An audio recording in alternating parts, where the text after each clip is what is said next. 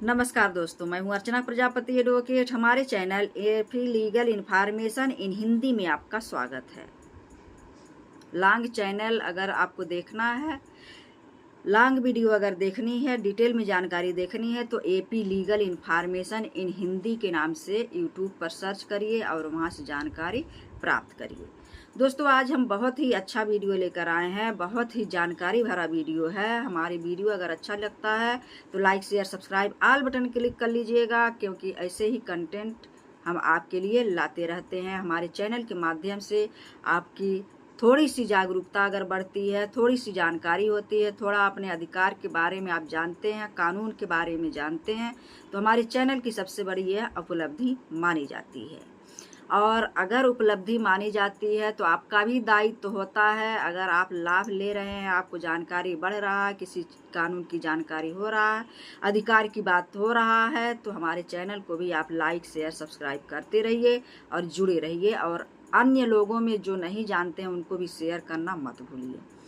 तो चलिए शुरू करते हैं। हाई कोर्ट और सुप्रीम कोर्ट में क्या अंतर पाया जाता है, इनका क्षेत्राधिकार कितना होता है, इनका कार्यकाल कितना होता है, इसमें कैसे नियुक्ति होती है, ये सारी बात इस वीडियो में आज हम जानने वाले हैं। तो सबसे पहली बात हम करेंगे हाई कोर्ट की। हाई कोर्ट यानी उत्तर प्रदेश की राजधानी लखनऊ का हाई कोर्ट। लखनऊ में तो हाई कोर्ट है। ये हमारे उत्तर प्रदेश का जो पूरे राज्य, जो उत्तर प्रदेश राज्य है उसका जो हाई कोर्ट है इलाहाबाद हाई कोर्ट है। इलाहाबाद हाई कोर्ट की बात किया जाए तो कोई भी हाई कोर्ट हुआ किसी भी राज्य का, वह न्याय के लिए बहुत बड़ी संस्था होती है। न्याय के लिए सबसे बड़ी संस्था होती है उस राज्य के लिए। जैसे उत्तर प्रदेश का जो इलाहाबाद हाई कोर्ट है, पूरे उत्तर प्रदेश के लिए वह बहुत बड़ी संस्था है न्याय के लिए। वहीं इसमें एक और बात कर लिया जाए तो हाई कोर्ट के आर्डर जो हैं, हाई कोर्ट के आर्डर जो दिए जाते हैं सिर्फ उस राज्य में ही लागू होते हैं। ये नहीं कि हाई कोर्ट हमारा उत्तर प्रदेश इलाहाबाद हाई कोर्ट ने कोई आदेश पारित कर दिया तो वह जाकर झारखंड में काम करेगा।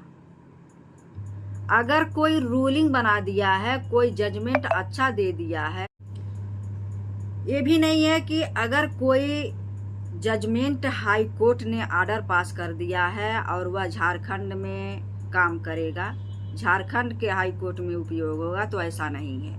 वहाँ का अलग स्पेशल ये कोर्ट बनाए गए हैं, हाई कोर्ट बनाए गए हैं। झारखंड हाई कोर्ट के नाम से फेमस है, उसी तरह इलाहाबाद हाई कोर्ट के नाम से फेमस है। तो हमारे जो उत्तर प्रदेश का जो हाई कोर्ट है वह इलाहाबाद है। तो इसकी जो है हाई कोर्ट का जो आर्डर पास होता है सिर्फ उस राज्य पर लागू होता है। जैसे रेवेन्यू एक्ट आपने पढ़ा होगा, 2006 जो रेवेन्यू एक्ट है वह सिर्फ उत्तर प्रदेश के काश्तकारों पर लागू होता है, किसानों के ऊपर लागू होता है। चकबंदी हो गया, जो भी भूमि से संबंधित सारी बातें उसमें लिखी गई है, कैसे क्या होता है, तो सिर्फ उत्तर प्रदेश में ये लागू होगा, उससे अदर वह कार्य नहीं करेगा। उसका क्षेत्राधिकार सिर्फ उत्तर प्रदेश के लिए बनाया गया है। वही उसी तरह से अगर बात किया जाए, आपने जान लिया कि हाई कोर्ट जो है किसी भी राज्य के लिए न्याय के दृष्टिकोण से बहुत बड़ी संस्था होती है और उसका जो आर्डर पास होता है उसी राज्य के लिए होता है, अन्य जगह लागू नहीं किया जाता है। हाँ, कोई हाई कोर्ट बहुत बड़ा जजमेंट दे दिया है, निर्णायक फैसला दे दिया है, ऐतिहासिक फैसला दे दिया है और बहुत लोग सहमति हो गए हैं उस पर, कई बेंच बार की सहमति उस पर हो गई है, तो वो रूलिंग आप अपना सकते हैं। वहाँ का आप मिसाल दे सकते हैं कि यहाँ का झारखंड का या राजस्थान का या लखनऊ का हाई कोर्ट कोई भी बहुत बड़ा ये जजमेंट दिया, उसका आप रूलिंग इस्तेमाल कर सकते हैं, लेकिन वह जो है आदेश दूसरे जगह नहीं पारित कर सकते हैं। तो इसमें यही सीधे सीधे लिखा कि हाई कोर्ट का आर्डर सिर्फ उस राज्य में ही लागू होते हैं। जैसे हमने बता दिया, रेवेन्यू एक्ट की बात किया जाए तो सिर्फ उत्तर प्रदेश में रेवेन्यू एक्ट बनाया गया है 2006। यहाँ के जो भूमि से संबंधित सारी बातें हैं, चकबंदी से, सीमांकन से, जो भी भूमि से संबंधित एक्ट बनाए गए हैं, रेवेन्यू एक्ट, ये उत्तर प्रदेश में सिर्फ लागू होते हैं। कितने की ज़मीन, कितने की स्टाम्प, कितना क्या लगेगा, रजिस्ट्री कैसे होगा, ये सारा बात इसमें दिया गया है रेवेन्यू में। तो उसी तरह से वहाँ ही लागू होगा, अन्य देश में यह हमारे उत्तर प्रदेश का नहीं चलता है। ये हो गया हाई कोर्ट। आपको उम्मीद है क्लियर हो गए होंगे कि हाई कोर्ट एक न्याय के दृष्टिकोण से किसी भी राज्य के लिए वह न्याय के दृष्टिकोण से बहुत बड़ी संस्था होती है और उसका जो आर्डर पास होता है उसी राज्य के लिए लागू होता है। अब आती है दूसरी बात कि सुप्रीम कोर्ट की बात कर लिया जाए। तो सुप्रीम कोर्ट का जो बात हो गया तो बहुत बड़ा बात हो गया, पूरे ऑल इंडिया का बात हो गया, ऑल इंडिया रैंक पर बात हो गया, पूरे राज्य को कवर करती है। 28 राज्य हैं, 28 राज्य को कवर करती है, जिलों को कवर करती है, गांव को कवर करती है, नगर निगम जो भी है सबको कवर करती है। ये सेंट्रल गवर्नमेंट जिसको कहते हैं, केंद्र प्रदेश जिसको कहते हैं, केंद्र शासन जिसको कहते हैं, ये एक बहुत बड़ा बिंदु होता है, केंद्र बिंदु होता है। तो सुप्रीम कोर्ट जो है पूरे देश में न्याय के लिए क्या है, बहुत बड़ी कानूनी संस्था है, पूरे देश के राज्य के लिए, पूरे देश के या पूरे भारत के लिए यह न्याय के लिए संस्था बहुत बड़ी होती है। ये सभी देश को लागू होती है, सभी देश को कवर करती है, अपने में समाहित करती है।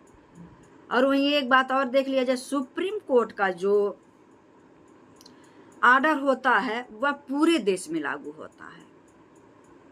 सही हमने कहा, जो सुप्रीम कोर्ट अगर एक भी शब्द रख दिया और वह लागू हो गया, समझिए सुप्रीम कोर्ट का एक शब्द सभी राज्यों के हाई कोर्ट पर लागू हो जाते हैं, सभी डिस्ट्रिक्ट कोर्ट में उसका पालन होने लगता है, सभी जगह उसका पालन होने लगता है। सुप्रीम कोर्ट इतना बड़ा पावर होता है, अपने आप में एक न्यायिक व्यवस्था होता है। तो उसका जो जजमेंट होगा पूरे भारत पर लागू होगा, पूरे राज्य पर लागू होगा सुप्रीम कोर्ट का, और राज्य का उस राज्य तक ही सीमित रहेगा। सुप्रीम कोर्ट का पूरे देश में लागू हो जाएगा। वही बात किया जाए कि अगर सुप्रीम कोर्ट की जज की बात किया जाए, उसकी नियुक्ति कैसे होती है, आइए हम जान लेते हैं। अगर सुप्रीम कोर्ट की जज का नियुक्ति होता है तो वहाँ क्या होता है, सुप्रीम कोर्ट के किसी भी जज को राष्ट्रपति, सुप्रीम कोर्ट के मुख्य न्यायाधीश और 4 अन्य वरिष्ठ न्यायाधीशों के परामर्श से या उसके आधार पर नियुक्ति होती है। सुप्रीम कोर्ट के जो जज बनते हैं यूं ही नहीं बन जाते हैं, वहाँ जो है मुख्य न्यायाधीश से लेकर अन्य वरिष्ठ न्यायाधीश जो होते हैं उनकी नियुक्ति करते हैं राष्ट्रपति, जो है सुप्रीम कोर्ट की जज की जो नियुक्ति करते हैं राष्ट्रपति से लेकर 4 अन्य मुख्य न्यायाधीशों के परामर्श से होता है। वहीं हाई कोर्ट की जज की नियुक्ति की बात कर लिया जाए तो हाई कोर्ट की जज की नियुक्ति होता है, उनकी भी नियुक्ति तो राष्ट्रपति के द्वारा ही किया जाता है। सुप्रीम कोर्ट के लिए राष्ट्रपति सुप्रीम कोर्ट की मुख्य न्यायाधीश के साथ उस राज्य के राज्यपाल की सलाह से या गवर्नर, जिसको गवर्नर कहते हैं, उसकी सलाह से वहाँ की जज की नियुक्ति होती है। हाई कोर्ट की जज, अब आपको क्लियर हो गया होगा कि हाई कोर्ट की जज की नियुक्ति कैसे होती है। हमने बाकायदा इसको नोट भी किया है। जो जज की नियुक्ति होती है, नियुक्ति के लिए राष्ट्रपति, सुप्रीम कोर्ट के लिए राष्ट्रपति या सुप्रीम कोर्ट के मुख्य न्यायाधीश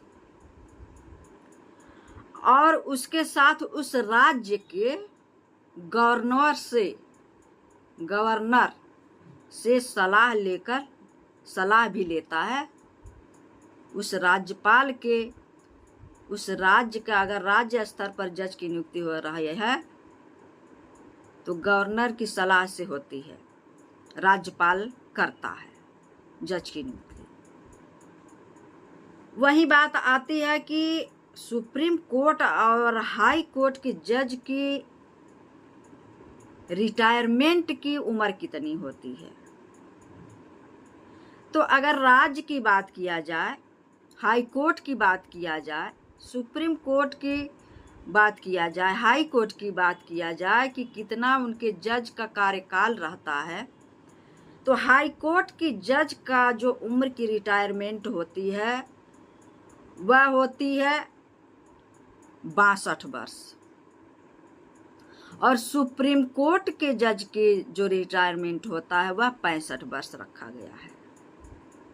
सुप्रीम कोर्ट के जज का रिटायरमेंट 65 वर्ष होता है और हाई कोर्ट के जज की जो रिटायरमेंट होता है वह 62 वर्ष होता है। तो ये हमने आपको डिफिनेशन बताया हाई कोर्ट और सुप्रीम कोर्ट में क्या अंतर होता है, ज्यूरिडिक्शन भी बता दिया, आपको उसकी नियुक्ति भी बता दिया, फिर उसके कार्यकाल को भी हमने बता दिया। उम्मीद करती हूँ जानकारी बहुत ही अच्छा लगा होगा। नेक्स्ट वीडियो का इंतजार करिए। जय हिंद, जय भारत।